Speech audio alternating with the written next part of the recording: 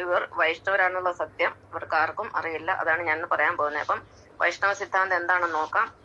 ഒന്നാമത്തേത്, വൈഷ്ണവ സിദ്ധാന്തത്തിൽ ആദ്യത്തെ പോയിന്റ് എന്ന് പറഞ്ഞാൽ സ്നേഹമാണ്.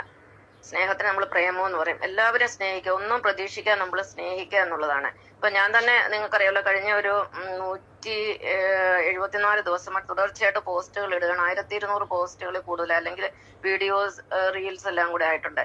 ഇത് ഞാൻ എന്തിനു വേണ്ടി ഇടുന്നത്? പിന്നെ എനിക്ക് എന്തെങ്കിലും കിട്ടാനാണോ? ഞാൻ ആരോടും ഇതുവരെ സബ്സ്ക്രിപ്ഷനോ കമന്റോ ലൈക്കോ ഷെയറോ ഒന്നും ചോദിച്ചിട്ടില്ല.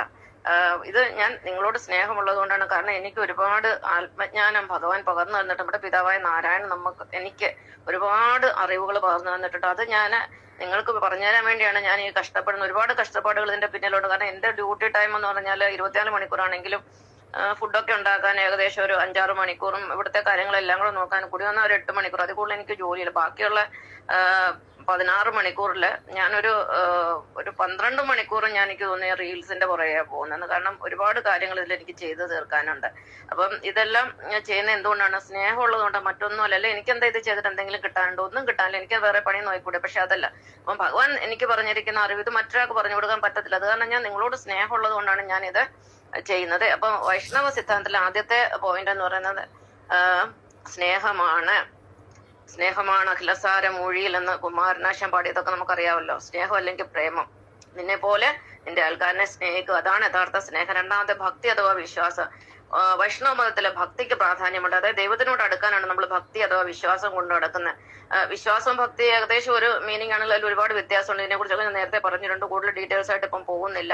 ഭക്തി എന്ന് പറഞ്ഞാൽ ഈശ്വരനുള്ള പ്രേമമാണ്. അത് ക്രിസ്തുമതത്തിൽ നമുക്ക് ഉടനീളം കാണാം. മറ്റുള്ള ഒരു മതത്തിലില്ലാത്ത അത്രയും ഈശ്വര ഭക്തിയും വിശ്വാസവും ഉള്ളവരാണ് ക്രിസ്ത്യാനികള്. ഇത് വൈഷ്ണവ മതത്തിന്റെ ആചാരമാണ്. ഭക്തി ഉണ്ടായിരിക്കുക. വൈഷ്ണവരുടെ ഗ്രന്ഥങ്ങളാണ് രാമായണവും മഹാഭാഗവതവും.